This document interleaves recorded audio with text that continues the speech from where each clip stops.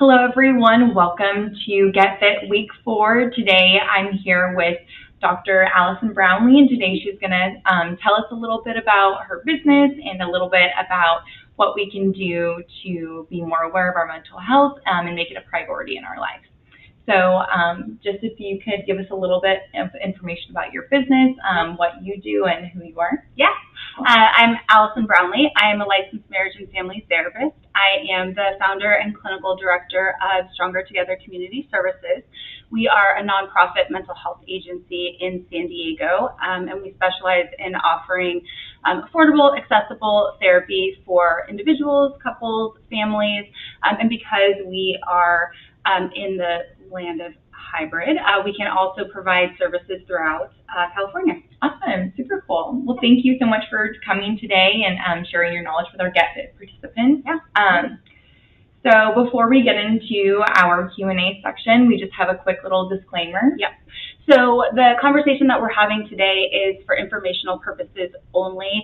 This is not to be confused with medical or mental health advice for you individually. We'll talk about some ideas and things that could be helpful, but this is not a substitute for psychotherapy. Great, thank you. So we'll start with our first question today, which is, what are some common mental health challenges people face in today's fast-paced and digitally driven world? Yeah, I think that's such a good question, and it's a common presenting problem for people when they come in seeking services, that they feel attached to their phones, tablets, laptops. We're sort of in a, if I can see it, I should respond to it mentality. And so people feel consumed, overwhelmed, stressed out about the contact that they have with their digital world. And so what that can do for folks is create an overwhelming sense of attachment to emails, text messages, things like that. We find people feeling less connected to the people that are in the present with them, like friends and family, and then kind of messages that you're not present, you're distracted, I'm not having as good of a time or as enjoyable time with you, which can start to impact our mental health, really. We can feel bad about ourselves, start to feel like it's not okay to connect with others, or just generally feel disconnected and not good in the relationships with our friends and family. Yeah, definitely. I feel like everyone, all of us can say that we've experienced that in one way or another. Yeah. So I'm glad that we're addressing that today, and it's just like relatable. Totally, yeah. So common. And I think one of the things that we'll talk about today is, just exploring and understanding what's happening without being harsh and critical of ourselves, and knowing that whatever you're experiencing, you're probably not alone in it, but there are many, many people that are struggling with the same challenges. So. Yeah, thank you. Yeah. So our next question is, how can individuals recognize the signs of mental health issues amidst the complexities of modern life? Yeah, this is a really good question because we are so overstimulated. We're getting information from all sorts of aspects of our lives. It can be really challenging to just check in with ourselves and take time and space to understand if what's happening in our bodies or in our minds is a mental health concern, or something like, I'm not drinking enough water, or I'm not getting enough sleep, which could absolutely also be part of mental health diagnoses as well. So we ask people generally just to, throughout the day, just do like a 30-second check-in with how are you feeling with your stress levels? What types of self-talk are you engaging in? Are you being kind to yourself? Are you feeling overwhelmed or hopeless? Again, are you feeling chronic fatigue? Do you have an increase in symptoms like sadness, crying, lack of sleep that you haven't had previously? And instead of taking that judgmental stance, like, oh my gosh, there's something wrong with me, really being able to ask, how can I support myself, or how can I ask somebody else to help me? I love that. That's really helpful. I feel like I can definitely implement that into my own routine, because I feel like I never take just 30 seconds. Like, that's all you need to check in. Totally. Yeah. And we tell people sometimes, just even when you're washing your hands in the bathroom, just spend an extra 20 seconds running the cold water over your hands. or just take an extra lap around your space if you can, as you're moving from one space to another. And these are simple practices that nobody else even needs to know that you're doing, but that can be really nutritive for yourself. For those of you that are working at home, being able to just step outside in the sunlight. I know that for myself, I'm in back-to-back meetings, and so even just setting on my phone a little reminder, like, did you breathe? Have you been outside? Have you had any water? Can be really helpful. And again, only I need to know about it. Yeah, that's like the best part. Yeah, Yeah. Okay, so going to the next one, how does social media and technology impact mental health, and what steps can be taken to maintain a healthy relationship with them? Yeah, I think we're more and more as a society, we're understanding that some of our dynamics with social media are detrimental, doom scrolling, things like that. And I know that we have a lot of people in our practice who've instituted like this kind of screen time monitors, and it'll let you know if you've been using more screen time than what you prefer. And one of the things that we suggest is if you've hit the mark where you are at more screen time than you'd like, then take a couple moments and check in with yourself about what you might need. Perhaps you've been scrolling and you've seen a lot of really horrible news or images that are disturbing.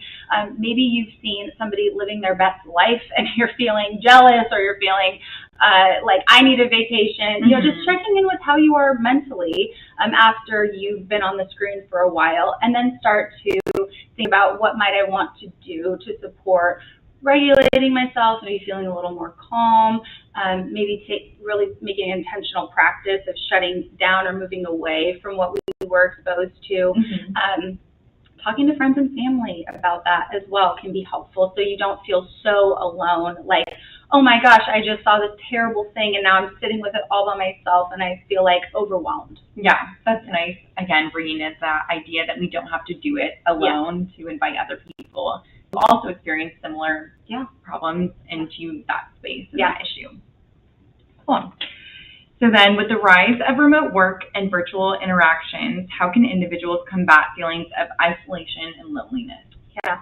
As we've been talking about, some important pieces, aspects of our work that we do individually is to really just acknowledge what's happening with compassion and being able to recognize that we're not alone in it. That even though we're in a digital space where, you know, there's maybe 10 people on a Zoom call or you're FaceTiming a friend, those digital interactions are not as fulfilling sometimes as in-person communication. And though it's wonderful that we can be connected with somebody from far away, we also might just really need, again, an intentional set-aside time to be with people in person, in real life. And knowing that if you're feeling isolated or lonely in your Zoom or Teams meetings, like, you're probably not the only one.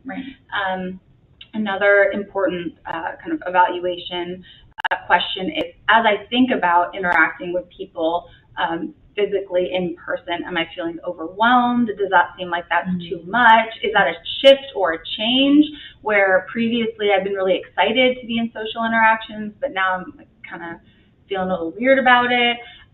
Those would be some indicators that perhaps the isolation or the overwhelm of the digital world are kind of getting to you, and you might need some additional support. Yeah, I feel like definitely after COVID, all of us kind of experienced that, where it was just very isolating. And then when it changed and we started going back in person, it was almost like I had to learn how to talk to people again. Totally. Yeah.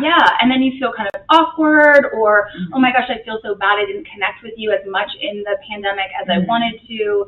Are you okay? That sort of thing. Like, rekindling friendships in that way, I think is again, a really common experience that people are having, and even just being able to name that. I haven't seen you in person for so long. I've missed you. Being able to just normalize that that's what's happening, not like judging ourselves that we haven't been as connected as we prefer. Okay, and what advice do you have for balancing the demands of work, personal life, and self-care to protect mental well-being? Yeah, one of the practices that we often will share with clients is looking at a kind of wheel of your life. If you think about drawing a circle and creating wedges for where you're spending your time and energy. So if you're looking at your wheel and you've got 50% of that at work and 10% of that taking time for you. And then, another big chunk, just taking your kids to sports or just driving them around. I know for a lot of parents and caregivers, that is a big component of their lives that they don't even put on the wheel. Yeah. That, like being in the car, driving your kids around takes up a lot of time. And so what we would generally say is look at the wedges in your wheel and think about how you might want to shift or change those. And again, talk to a friend, a colleague at work, or if you're feeling like it's really overwhelming to make changes, find a therapist. We definitely understand that it's hard to implement changes on your own, and sometimes you just need a neutral third party to say, like, gosh, it really sounds like we are spending a lot of time at soccer. Yeah. Do we have somebody else that could, take your kids to soccer or something like that, where you don't have to navigate the changes by yourself. Yeah. Yeah. And then in what ways because it really speaks to the individual aspect of mental health and wellness. Many of us grew up in homes where there was some discussion about, is it okay to have feelings? Is it okay to express them? Or getting the message that it's absolutely not okay to even have a conversation about feelings. So we encourage individuals to think about diversity, equity, inclusion in terms of their family systems, but also the culture in which you grew up and how acceptable or stigmatized mental health was, and how that shows up in your relationship to introspection, checking in with yourself, asking even just a friend for help, and then taking the big leap to seeing a therapist or getting outside help. And sometimes we find it helpful just to share with somebody, like, I'm really nervous about getting help. And then somebody else can say, like, yeah, I was really nervous too, and I found this great therapist, or I found this great exercise practice, or this or that really helped me. And then, again, you're not doing it alone. Nice. So then, what strategies or coping mechanisms do you recommend for managing stress and anxiety in the current societal landscape? Yeah. We generally like to think about, again, like I said, everybody in an individualized framework.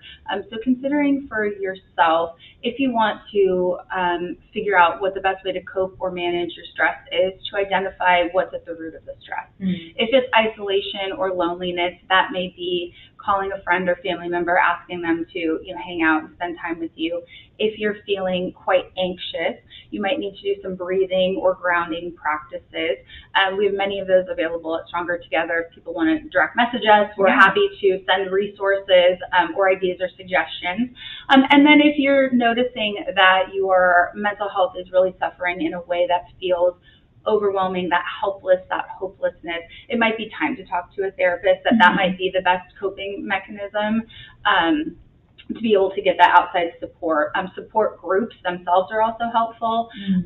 But generally, we want to just help people to figure out what exactly is going on and then what would be the best coping mechanism. Yeah, I know that a lot of the times I think that I don't take the time, like those 30 seconds, to kind of check in with myself. And so sometimes I think I have these problems and I'm not addressing what the actual root is because I'm not taking the time to figure it out. Sometimes something that you mentioned was that I didn't even realize that I might be doing myself is sometimes thinking that it's health related or like physically related, and then it's actually mentally related. And that's really common. When I talk to people about the relationship between their mind and their body, we get a lot of physical symptoms first, and then we tend to those with a physical response, and sometimes that just doesn't quite do it. It doesn't quite meet the need. Well, please drink water, really important. But also, if you're noticing that you're really just even unable to find time to drink water, that's the bigger issue, is that, we're not giving ourselves the time and space to take care of ourselves. Chronic pain, fatigue, headaches. Oftentimes people will come in saying, like, I have chronic migraines, and when we start to parse out what's happening in their lives, we've determined that they're actually stress headaches and that they're not really a medical issue. Now, again, this isn't medical advice, to check with your doctor, but decreasing your stress, increasing coping strategies can start to mitigate some of those physical health issues. Thank you. Yeah. All right, and then Last question, what resources or support networks are available for individuals seeking help with mental health concerns in today's society, and how can they access them effectively? Yeah, San Diego is great. We have a variety of mental health organizations, agencies, private practices. We have a lot of resources here. It can almost be overwhelming to think about how I would find somebody that really connects with me or who's a good fit. Yeah. And so I think it's important for us to, again, figure out what's going on. What kind of help do we need? There are many, many different modalities of therapy, different types of therapists. So considering, am I having a hard time challenging negative thoughts? Do I feel overwhelming sadness? Am I, really reliving something bad that happened to me 10 years ago and it's impacting my sleep or my ability to concentrate or focus? Am I having issues in my relationships? Do I maybe need couple or family therapy? So really just trying to do a little internal investigation about what you might need. And remember that if you contact a mental health provider, they can answer your questions. If you talk to them for 10 or 15 minutes and just say, this is what I think is going on, they should be able to let you know if they're the best fit for you or if there's a different type of therapy that would be most helpful. And so really being able to empower yourself to ask questions and make sure that your therapist is a good fit. If you go to therapy in the first session, you're like, I don't know about that. That wasn't, that's okay. You can let your therapist know, talk to your friends about it. You can change therapists. We really want people to have that empowered sense of that they're in charge of their own mental health in many, many ways. And it's important to just find a therapist that's a good fit for you. Yeah, I love that you're encouraging people, like, it's okay to change a therapist. It's okay to not stick with one after your first time. And kind of owning that this is your experience. Exactly. Yeah. Right. And, a good therapist, if you call them and you say, I'm having an issue in my primary relationship, I want couples therapy, the therapist might say, I actually don't specialize in that. Let me give you some referrals. Or I've got this insurance, or I need access to this, sort of pay scale. A therapist, if they're not in your network or can't meet that need, they should, again, be able to give you resources. We have so many in San Diego that there is help out there, and you can absolutely find somebody that's a good fit. Awesome. And I know you talked a little bit about your business in the beginning of the Q&A. Would you mind just plugging Stronger Together and telling our Get Fit participants where they can find you? So we are Stronger Together Community Services. We are physically located in Bay Park, but we have online sessions throughout California. You can find us at strongertogethersd.org. And because we are a nonprofit mental health clinic, we have the ability to provide people with affordable services. We offer quality mental health care that is attuned to your needs. We'll take the time to sit with you and figure out what's going on and really make sure that we are the best fit before we start therapy. Our mission is to get people access to the services that they need throughout San Diego and in some ways California, and really offering mental health care to people that might not otherwise have the ability to access.